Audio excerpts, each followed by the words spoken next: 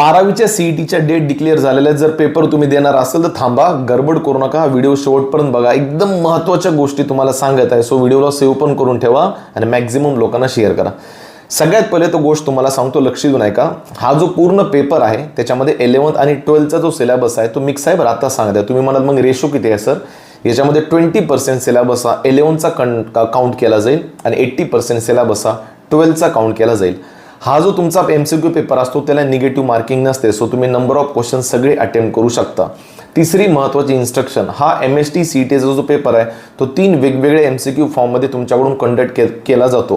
Paper 1 मध्ये mathematics आहे ज्याचे 100 मार्क आहेत. पेपर 2 मध्ये फिजिक्स आणि केमिस्ट्री आहे ज्याचे पण 100 मार्क आहेत. पेपर 3 मध्ये बायोलॉजी आहे लाईक बॉटनी अँड झूलॉजी, त्याचे पण 100 मार्क आहेत.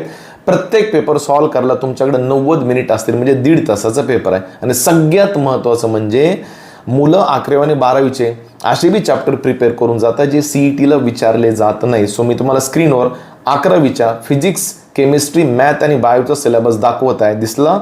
स्क्रीनशॉट काढून घ्या.